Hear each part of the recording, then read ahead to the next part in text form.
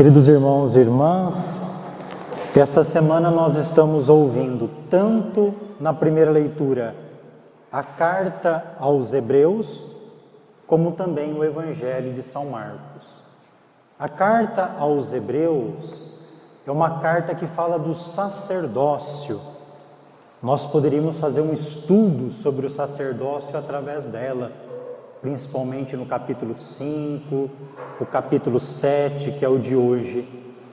E ele diz do sacerdócio do Antigo Testamento, ou seja, os sacerdotes vinham sempre de uma linhagem sacerdotal. Eles tinham que oferecer sacrifícios pelos seus pecados e pelo do povo. Então se imolava um animal em sacrifício expiatório para os pecados. Diz ainda em outro texto do Hebreu, o sacerdote é tirado do meio do povo, consagrado para voltar a fazer essa ligação entre o povo e Deus. Jesus Cristo, ele não tem uma linhagem sacerdotal. Por isso, quando o padre se ordena, a gente canta e fala: tu és sacerdote para sempre, segundo a ordem de Melquisedeque. Na Bíblia, o Melquisedeque, ele não tem uma origem, a gente não sabe de onde ele veio. Ele não tem genealogia, a gente não sabe a sua história familiar. E é oferecido a esse Melquisedeque o dízimo, a oferta, para dizer que Cristo é sumo e eterno sacerdote. Ele não precisa de uma linhagem sacerdotal. Ele não é ordenado, ele é o sacerdote em si, enviado pelo Pai. E os sacerdotes que vêm a partir de Cristo, ou seja, nós que somos ordenados, também não vemos mais de uma linha sacerdotal, mas de Cristo. É Ele, através dos bispos, que nos ordena. Nós fazemos as vezes de Cristo, in persona Christi. Quem age é Cristo. Nós somos instrumentos dele.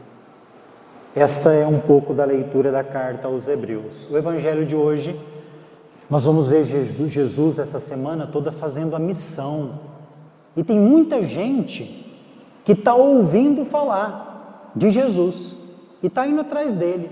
Ele está aqui na região da Galileia, então vem gente da Galileia, tem vindo gente de mais longe, da Judéia, de Jerusalém, da região de Tiro, de Sidônia, perto do mar, da Idumeia. Então há muita gente que está ouvindo falar do que ele está fazendo. Ele curou muita gente, expulsou demônios. Aqui nós vemos que está tanta gente nesse dia que eles estão tipo que espremidos, apertados. Os espíritos maus se jogam sobre Jesus, sabem quem ele é, reconhecem, eles dizem: tu és o Filho de Deus. E Jesus manda eles se calarem, não revelar isso agora, porque é um segredo messiânico. Esse é um primeiro momento da evangelização. A gente ouve falar, mas ela não é suficiente. Tem gente que até hoje, nas nossas comunidades da igreja, só ouviu falar de Jesus. Nunca teve a graça de experimentar. Nunca se abriu para fazer uma experiência de Jesus. Não é ruim, ouvir falar já é uma grande coisa, mas nós não podemos só ficar ouvindo falar de Jesus. A gente tem que experimentar. E o jeito de experimentar, mesmo com os nossos limites, com os nossos pecados, é procurar viver a vida que Jesus viveu. É fazer com que a nossa vida se assemelhe com a vida de Jesus. E havia tanta gente que ele então pede para os discípulos trazerem uma barca. A barca para nós, ela é símbolo da igreja. Jesus sobe na barca, Jesus ele conduz a igreja. E da barca então, ele vai evangelizar, ele vai pregar. Todas as vezes que nós entramos na igreja, é como se a gente entrasse numa grande barca, onde quem quer nos falar é o Cristo. Hoje nós celebramos uma das mártires mais importantes no início da igreja, que tem registros, testemunhos. Hoje nós celebramos Santa Inês, ou Agnes. O seu nome em grego significa pura, Inês significa pura, porque hoje então nós celebramos a virgindade de Inês, estamos hoje de vermelho, porque celebramos o seu martírio. Em latim, Inês significa cordeiro, por isso que muitas imagens de Santa Inês, ela traz um cordeiro. Muito jovem, 12, 13 anos mais ou menos. Inês vem de uma família romana, vem de uma educação privilegiada. É provável que tenha tido uma ama que cuidava dela. E Inês sempre foi caracterizada pela sua beleza. Dizem que Inês era uma jovem muito bela. E aqui a gente pode pensar muitas coisas. A facilidade que nós hoje somos vendidos, somos trocados, a facilidade que nós trocamos Cristo por qualquer coisinha, por qualquer momento de lazer. E Inês é esse exemplo. Uma menina, com certeza muito frágil fisicamente, sem força. Deus ele usa muito de gente aparentemente fraca para mostrar sua força. Inês interiormente era muito forte. Tinha o dom da fortaleza. Por ser bela, era muito cobiçada pelos jovens da sua época. É claro que aqui ela tinha 12, 13 anos, o casamento aqui se dava normalmente com pessoas mais velhas do que ela. E ela sempre negou-se porque ela havia feito a experiência de Cristo. Ninguém sabia, mas ela fez um voto. Ela se consagrou a Deus por um voto de virgindade perpétua. Então, quando vinha procurar, ela já dizia que tinha um outro esposo. Muitos não entendiam. Como assim? O seu esposo era Cristo. Oxalá que todas, ou todos que fossem ao casamento pudessem esperar tão desejosos como Inês. Inês desejava em vida esse dia de se encontrar com o noivo, que é Cristo. O filho do prefeito, então, se apaixona por Inês e quer fazer de tudo para tê-la. Como hoje, usa os meios que tem de querer oferecer para Inês joias, dinheiro, poder, mas Inês não era vendida assim. Ela recusa tudo porque essas coisas para ela não têm valor diante do tesouro que ela encontrou, que é Cristo.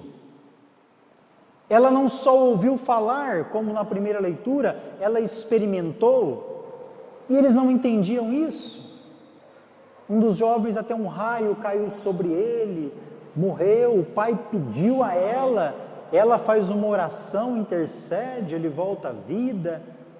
E aí, recusando e não entendendo esse voto de Inês, eles então denunciam Inês, porque você nessa época, se você se dizer cristão, que segue a Cristo, você então deve sofrer o martírio.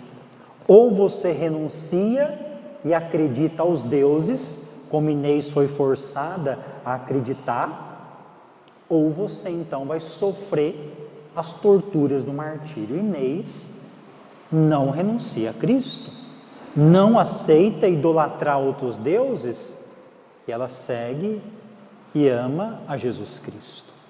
Mas aí no período de Diocleciano, na 10ª perseguição, ela então é denunciada. Então sofre vários tipos de martírio, violência física, do fogo, e nada disso faz com que ela renuncie. Eu não sei se vocês já ouviram falar uma frase parecida com essa. Quando na igreja morre um mártir, se levanta milhões de cristãos. Cada vez que Inês sofria um desses martírios por Cristo, várias e várias pessoas se convertiam por ver a fé de Inês. Inês então foi levada a um prostíbulo, ali para ter relações com rapazes, e Deus a protege também, onde ninguém tem relação com ela, ninguém tem coragem ao ver a sua santidade. Uma outra história diz que um dos jovens tentou isso, e passou mal, teve que sair dali, e saindo daí então, não conseguindo nada com Inês, eles então mandam decapitá-la. Inês é decapitada da cabeça, mas o seu coração continua inteiro para Cristo. Que a vida desta jovem, Santa Inês, cujo seu nome em latim significa cordeiro, no dia de hoje são levados alguns cordeiros na Basílica de Santa Inês. Desses cordeiros se tira a lã depois para fazer os palhos. Essas lãs depois é levada ao Papa, ou os cordeiros, para que ele abençoe. E no dia então da festa de São Pedro e São Paulo, onde é investido os novos arcebispos, o Papa então entrega o palio a eles, confeccionado com a lã desses cordeiros, que foram abençoados hoje, no dia da memória de Santa Inês. Que ela nos ajude também a viver essa fé radical e não trocarmos Cristo por nada. Louvado seja nosso Senhor Jesus Cristo.